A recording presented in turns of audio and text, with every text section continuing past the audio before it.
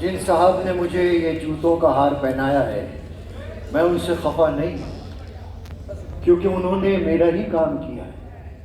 आप अपने जूते लेने के लिए रुके तो सही, मेरी बात सुनेंगे तो सही। साहिबों, ये आलीशान मस्जिदें, ये खानकाहें, ये मदरसे हम क्यों बनाते हैं? अपने दिल पर हाथ रखकर सच्चे दिल से सोचिए कि ये नेकी के काम इंसान इसलिए करता है कि हश्र के मैदान में उसको उसका सिला मिलेगा। अगर मेरा ख्याल सही है तो ये काम वो खुद गर्जी और ज़ाती फ़ायदे के लिए कर रहा है। इसमें खुदा की मखलूक की हमदर्दी का जज्बा शामिल नहीं। बिरादर मन, मेरी इस तकरीर का कतई ये मतलब नहीं है कि मैं नेकी के कामों को बुरा समझता हूँ, बल्कि मैं नेकी के कामों में और खुदा की मखलूक की खिदमत के कामों के फ़र्क को बयान करना चाहता हूँ। इस वक्त कौम जिस पस्ती और जिल्लत का शिकार है, उसे आपकी हमदर्दी और तवज्जो की ज़रूरत है। और आपकी सबसे बड़ी हमदर्दी ये होगी कि आला तालीमी इदारे कायम किए जाएं। मौला अली का कौल है कि जिसके पास तालीम और इल्म होता है, उसके पास जो कुछ होता है वही उसके पास रहता है और भी आ जाता है। और जिसके पास तालीम और इल्म नहीं होता, उसके पास जो कुछ होता है वो चला जाता है। भाइयों,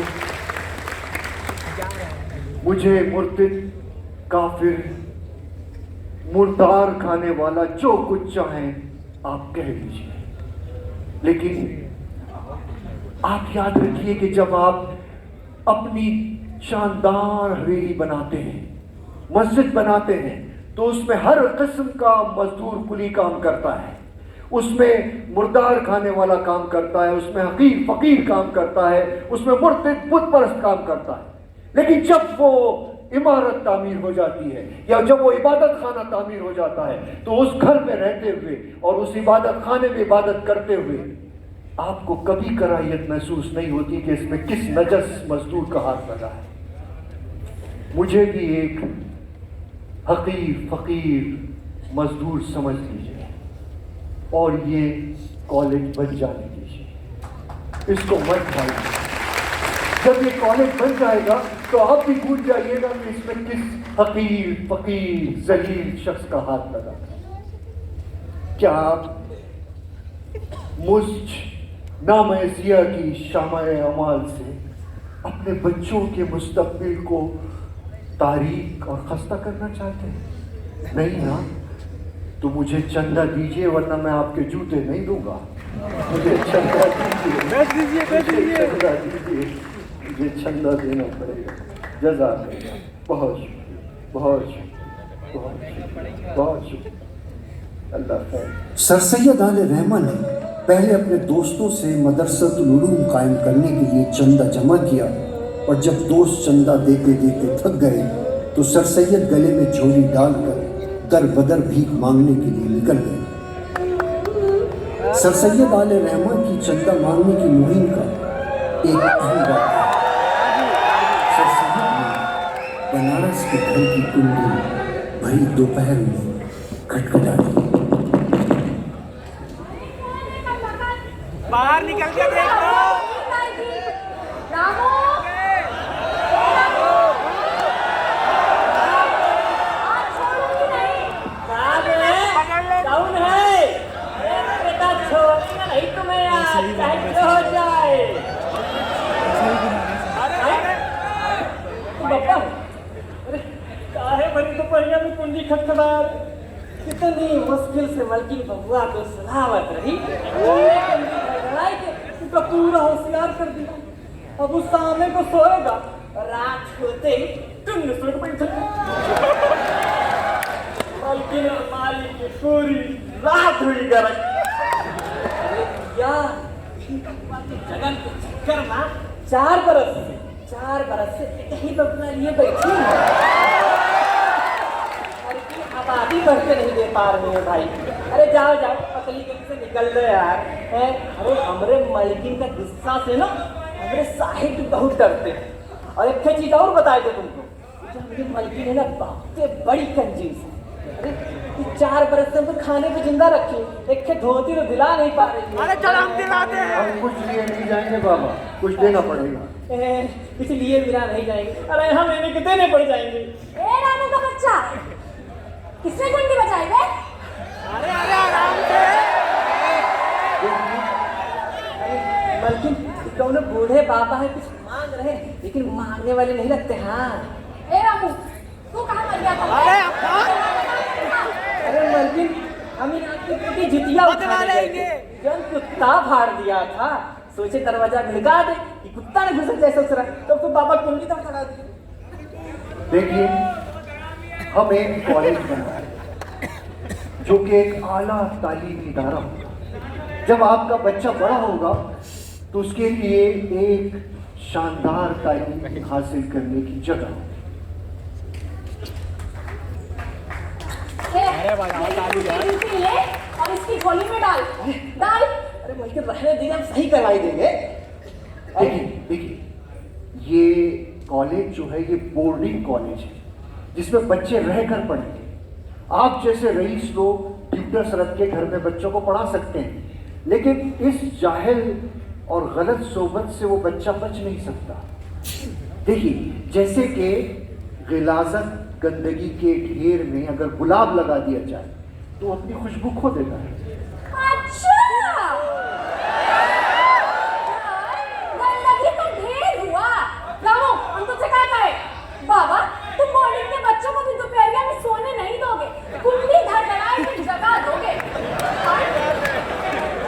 हम तोहरे ऐसा चंदा देंगे जो कभी किसी ने किसी को नहीं दिया होगा। अरे आप बड़ी दयालु हैं। दयालु, और हम दया गए आलू लेने, तोहरे खटखटाने के चक्कर में हमारे लगन की नींद उड़ गई। हम तोहरे होश उड़ा देंगे। ये रानू, डाल इसकी झोली में। तू सुन रहा है कि नहीं? डाल इसकी झोली में ये जूती। नहीं तो मार इसी जूती से इसे। बाबा, ये है हमारी तरफ से तोहार कॉलेज के लिए चंदा। हॉस्टल बनवाएंगे, कॉलेज बनवाएंगे। अलॉटमेंट कैंसिल करवाओ।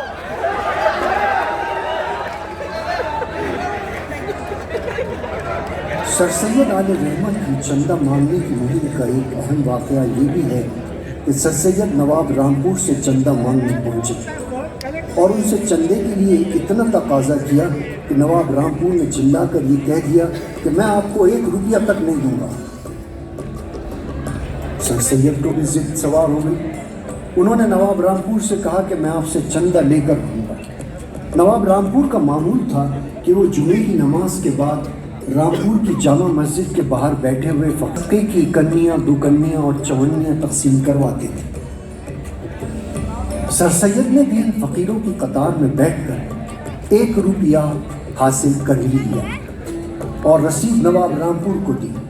नवाब साहब ने जिद होकर 10,000 रुपये की खती रकम चंदे में दी, जिससे मौजूदा सर सैयद हॉल, साउथ का डाइनिंग हॉल और ईस्ट हॉस्टल की इमारत तामीर हुई। सर सैयद को कॉलेज के लिए चंदा मांगने में कोई आर न थी, तवाइफों से भी नहीं।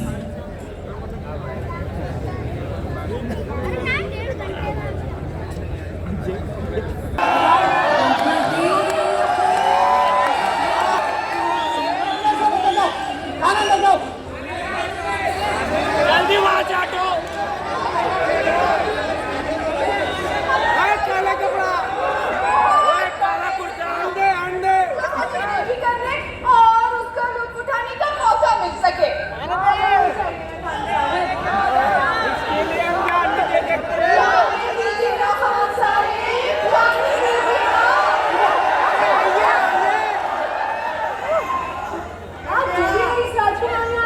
होगा उसका मुंह लटका हुआ होगा। हाँ सही कह रही है, आज किसी ने बख्शिश नहीं दी। आज सब लुट गए, हम ही लुट गए। कुछ दिख रहा है हमारे ऊपर से लट तक नहीं है, हम तो लुट कर भी खुश हैं। तो हुआ यूं कि आज लखनऊ की सारी दवाइयों के बीच 9 रोज का आखिरी मुकाबला था। आप सारे रईस अपनी रुपयों की थैलियां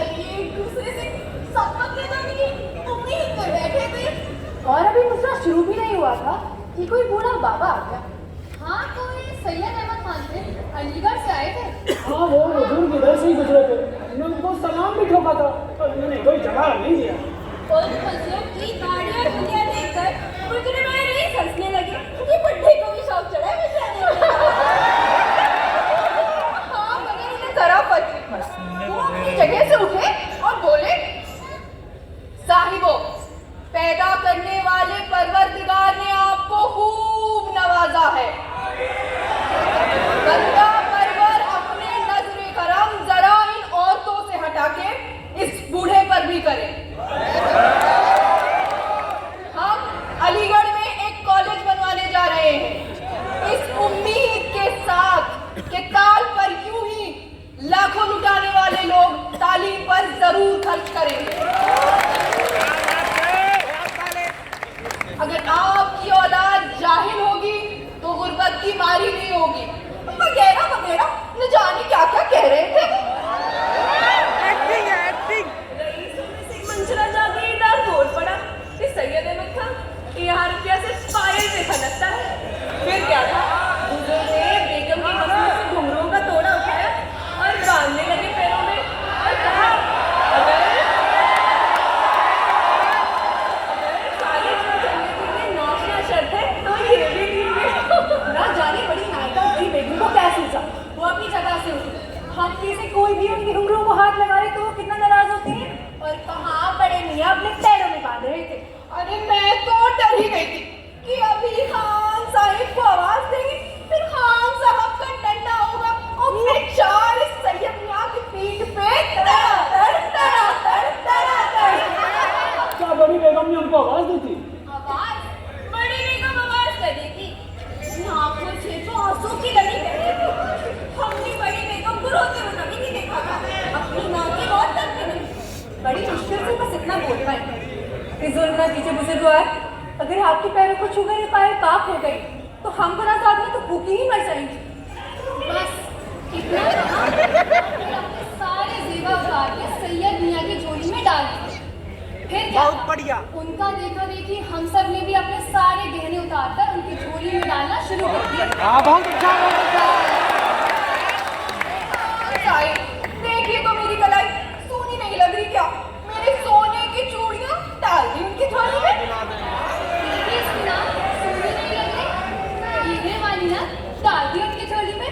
फिर क्या था, हमारा देखा देखी शर्मा शर्मी रईसों को भी अपनी जगह खाली करनी पड़ी। गुजरा नहीं